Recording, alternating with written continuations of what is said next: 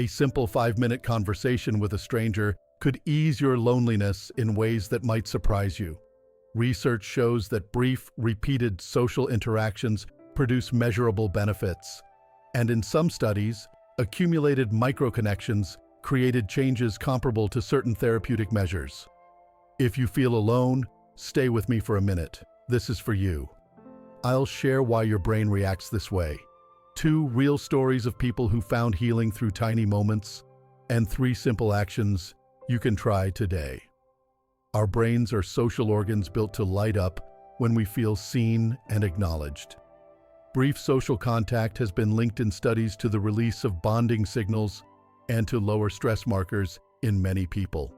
Every smile, every hello, every glance of recognition acts like oxygen to your nervous system. You belong. You are not invisible. You matter. But sometimes, something stops us from reaching out. You know that feeling when you want to reach out but something stops you cold? Your hand hovers over the phone. You see a neighbor outside and think about saying hello. Then that invisible wall slams down. You pull back, you stay quiet, you stay alone. Loneliness creates a cruel trap. The more isolated you feel, the harder it becomes to connect with others. Your mind tells you that people don't want to be bothered, that you'll say the wrong thing, that rejection will hurt too much to bear. Here's what researchers have discovered about your brain. Loneliness triggers threat detection mode. Your nervous system starts scanning for danger everywhere. Your body craves connection, but your mind convinces you that reaching out will only bring more pain. This survival mechanism helped our ancestors stay alive. When early humans were rejected by their tribe, it meant death. So our brains learned to protect us by making social rejection feel like a physical threat. But this ancient alarm system backfires in modern life. It makes you withdraw exactly when you need connection most. When you're chronically lonely, your brain misreads normal social cues as threats. A cashier's neutral expression becomes rejection. A friend's delayed text becomes abandonment. A stranger's quick glance becomes judgment. Your mind creates enemies where none exist. The spiral gets worse over time. Isolation leads to more watchfulness. More watching leads to more misreading. More misreading leads to more withdrawal. You become a prisoner in your own protective shell. Here's the part that might surprise you. Research shows overlap between brain regions that respond to social pain and to physical pain. When someone ignores you or seems unfriendly, similar neural pathways activate as when you burn your hand on a hot stove. This helps explain why loneliness feels so physically painful. This explains why you avoid situations where you might be rejected. Your brain thinks it's saving your life by keeping you isolated and safe.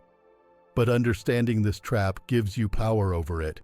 When you know that your threat detection system is overreacting, you can start to question its warnings. When you feel that familiar pull to withdraw, you can recognize it as your ancient brain trying to protect you from dangers that don't really exist. You're not broken. You're not weak. You're experiencing a normal human response that once kept people alive. The difference now is that staying isolated won't save you. It will only make the loneliness deeper. Your brain learned this pattern of protection. It can learn a new one. Knowing this gives you a way forward. The brain's alarm can be soothed. Let me show you how one small gesture changed everything for someone who felt exactly like this. Margaret's story shows exactly how this works. After her husband passed, her world had slowly shrunk to the size of her apartment. The grocery store became her main connection to the outside world. But those weekly shopping trips felt like walking through a world where she didn't exist. She'd stand in line wondering if anyone would notice if she simply disappeared. Then something shifted. A young cashier started noticing her. Instead of the usual silent transaction, he began greeting her with warmth. "Hello there, good to see you again," he'd say with a genuine smile. He remembered details about her previous visits. He asked how her week was going. Those simple words made her stand a little taller. Her shoulders pulled back. A small smile found its way to her face. The interaction lasted maybe 2 minutes, but it changed everything about her day. That 2-minute exchange became a highlight of her week and a steady reminder that she was seen. The cashier's recognition reminded her that she still existed in someone else's world. Someone noticed when she arrived. Someone cared enough to remember her. The changes started small but grew larger. She began shopping more often, picking up items she didn't really need just to have a reason to visit. She started dressing up for these trips, putting on her favorite earrings and a bit of lipstick. She had something to look forward to tomorrow. This is what researchers call a weak tie. A short, pleasant contact that, when repeated, helps people feel part of a community.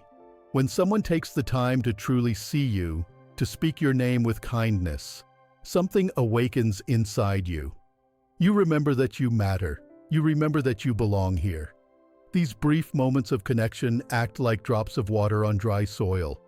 They might seem small, but they carry the power to bring life back to places that felt barren and forgotten. You might try the same small step. The next time you shop, put on a small accessory or bring a simple reason to say hello. See how it changes the trip. Margaret's experience isn't unique. There's actually surprising science behind why these tiny moments pack such power. Psychologists have identified something they call weak ties. The brief, friendly connections you have with people you don't know well. These are your interactions with the mail carrier, the person who walks their dog at the same time you do, the librarian who helps you find books. You don't share your deepest secrets with these people, but you exchange pleasant words during your daily routine. Studies find that weak ties contribute meaningfully to happiness and a sense of belonging. This challenges what most people think about relationships and mental health. You might believe that only deep bonds matter for feeling better, or that surface-level chats don't really count. Research tells a different story. When you have even a brief, warm interaction with another person, positive social contact is associated in studies with bonding responses and lower stress markers in many people. The science is evolving, but brain imaging studies show something remarkable happening during these micro-conversations. When you chat with someone you don't know well, the reward centers in your brain light up. The same areas that respond to food when you're hungry start firing. Your brain treats these brief social moments like essential nutrients. Weak ties work differently than close relationships. Your family and best friends give you deep support, but they exist in your same world. Casual acquaintances connect you to a larger community. They remind you that you're part of something bigger. When the grocery clerk recognizes you or a neighbor waves from their yard, you feel like you belong in your neighborhood, your town, your daily life. Research on aging shows the power of these frequent short interactions. People who have regular brief conversations with acquaintances show better memory, less depression, and stronger immune systems. It's not about having one long heart-to-heart talk. It's about collecting small moments of recognition throughout your week. Think of weak ties as small drops of water that over time help dry soil soften. You might not notice the effect of one brief chat, just like you might not feel different after taking one vitamin. But over time, these small doses of connection add up. They create a foundation of belonging that supports your mental health. Research reviews find that targeted efforts to increase contact or change thinking about social threat can reduce loneliness. In some studies, benefits from repeated small interactions resemble those seen in structured interventions. Frequent small contacts are linked in research to better mood and some health markers in older adults. Your healing doesn't require deep transformation or dramatic life changes. It lives in the simple exchange of warm words with the people you encounter each day. The opportunities are already there, woven into your routine. Here's your daily connection prescription. You don't need to make dramatic life changes or have deep conversations with strangers. Healing doesn't require you to become someone you're not or do things that feel scary. Aim for one brief friendly contact each day. Frequent small doses matter more than rare long talks. Your nervous system responds to regular doses of human warmth. Like taking medicine at the right times, these small connections work best when they happen often. Let's start with simple steps you can try today. Smile at someone you pass on your walk. Say hello to your mail carrier when they deliver packages. Thank the grocery clerk and make eye contact when you do. These interactions take less than 30 seconds, but they plant seeds of connection. If your heart races before you say hello, try a short grounding breath or a 1-minute mindfulness pause. Studies show this can make social contact easier. Your brain's alarm system can quiet down with just a moment of calm. Consider how daily routines can bloom into something more. A man who walked his dog every morning noticed another dog walker on the same path. They started with simple nods. Those nods became brief hellos. The hellos grew into short chats about their dogs, then the weather, then their lives. This progression happened naturally over several months. One neighbor's friendly greeting led to small talk about the changing seasons.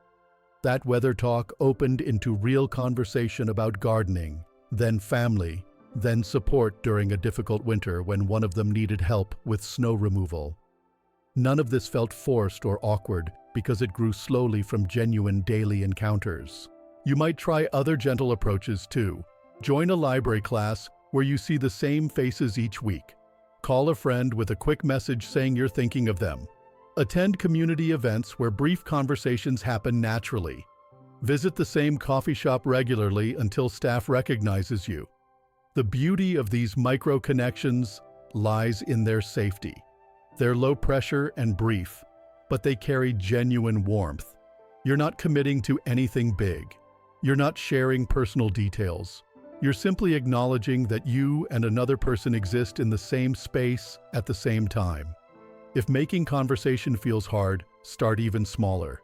A genuine smile works. A simple good morning works. Holding a door open works. These tiny gestures tell other people that you see them as fellow human beings worthy of basic kindness. If someone doesn't respond warmly, that's okay.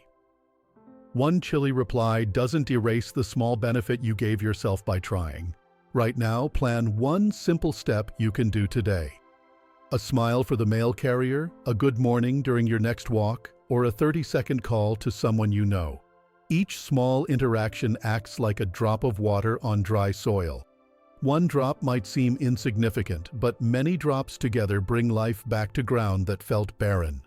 These moments of recognition add up over time. They remind you that you belong here, that you matter, that you are seen. The path forward starts with one small choice. Try one small gesture today and notice how it feels. Smile at someone you pass. Say hello to a neighbor. Thank someone who helps you. If loneliness feels overwhelming or long-standing, you might also consider speaking with a health professional. Help can add tools and support. Your next conversation might change everything.